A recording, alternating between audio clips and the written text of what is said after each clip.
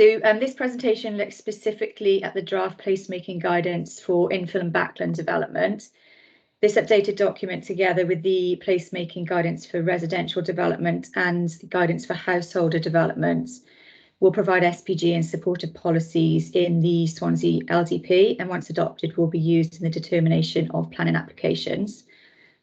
Fundamentally, the purpose of the documents is to set out the expected placemaking approach for residential developments at all scales, and the infill and backland guidance specifically provides applicants with the detail necessary to understand how the council will implement the LDP's placemaking policies in the context of developments typically on smaller sites, where the number of dwellings proposed is generally less than 10 in total.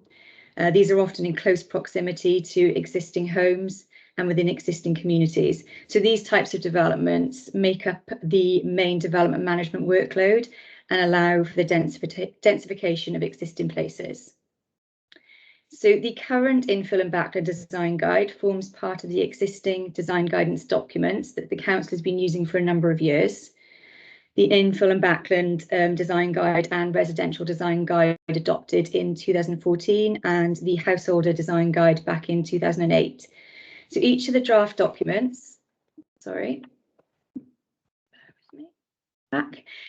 each of these draft documents has been updated rather than fundamentally changed to incorporate to incorporate learning from several years of use and to reflect changes made to policy and guidance, in particular to align with the amendments to national planning guidance, including the Wellbeing of Future Generations Act, and to align with updates to active travel, green infrastructure and sustainable drainage.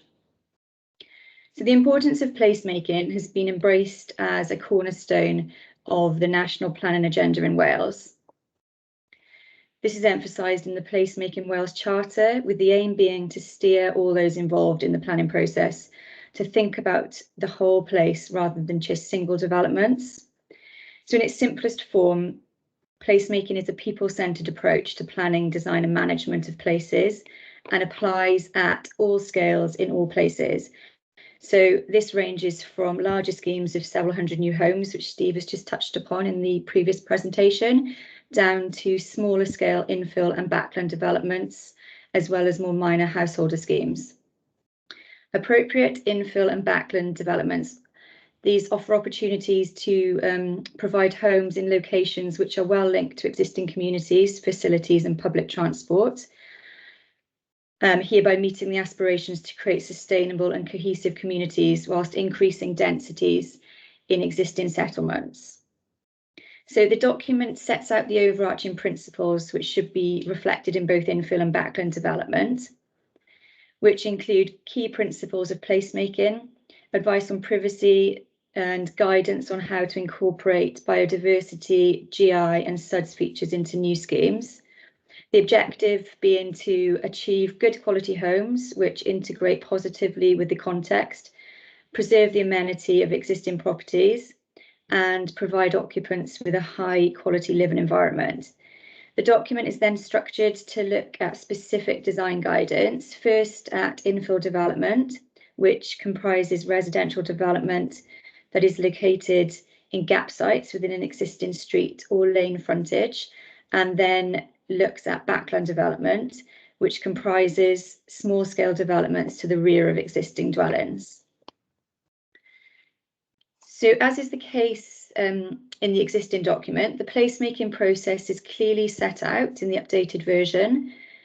Infill and backland development, by their very nature, have a close relationship to existing context, and an appraisal of the context forms a starting point for any new proposal.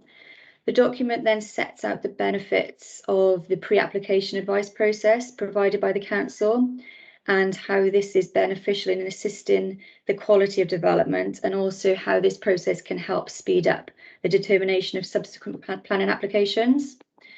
The guidance also sets out the significance of design and access statements and the opportunity they offer to explain and justify or effectively tell the story of why a proposal is like it is. As has been touched upon previously, placemaking principles are at the heart of the Council's strategic planning agenda, and all new development can contribute in some form to the making of places and influence how that place will be experienced and enjoyed by those who live in or visit it. The Council is committed to integrating the key principles of placemaking and good design into development at all scales, and these principles run through this updated document. The document covers matters relating to biodiversity, which is a key consideration for development at all scales, and places emphasis on the Section 6 duty, which requires a net benefit for biodiversity enhancements. Infill and Backland proposals should seek to minimise the impacts upon existing biodiversity, habitats and green infrastructure networks, as well as introduce measures proportionate to the scheme to enhance natural features. So, for example, enhancement measures in such proposals may include green roofs, black boxes, retained or enhanced landscaping. And in accordance with PPW, which places new emphasis on delivering multifunctional benefits through the provision of integrated green infrastructure, the guidance also explains how the concept of GI at all scales can be addressed. Again, with infill and backland development, this is mainly through on-plot or street level GI. So again, this could include green roofs, rain gardens, or in the instance of street level GI, it could be street trees. And finally on this slide, under new legislation in Wales, all new developments of more than one dwelling or where the construction area is 100 square metres or more, SUDs are required for surface water. As infill and backland development will often trigger the need for SAB, guidance on SUDs and plot and local level features is set out within the document. And learning from some recent schemes is becoming apparent that softer SUD schemes are usually more economical.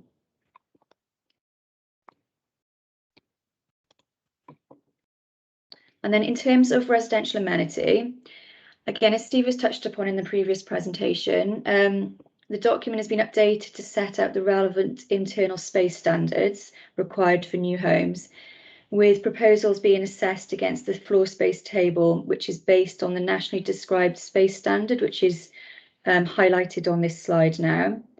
And in terms of amenity space, new homes should have gardens of an adequate size and usable shape.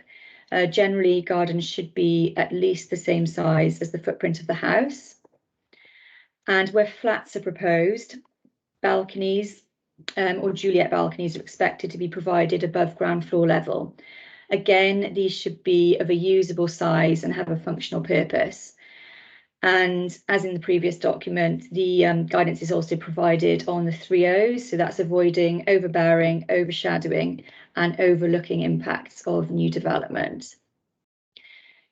So the specific design guidance in relation to infill development remains fundamentally unchanged, with the document setting out criteria against which proposals will be assessed. In terms of infill development, priority is given to preserving or enhancing the character of the street scene, and particular attention will be given to the incorporation of existing features. So this could be a retained tree or other important established planting within the site. Building line, whereby development will be expected to follow an established building line where there is a strong characteristic within an area. Plot and building widths, as the spaces between buildings can have as much of an impact on the character of the street scene as the form and appearance of the buildings themselves. And height, scale and massing, which should be informed by existing dwellings within the street frontage.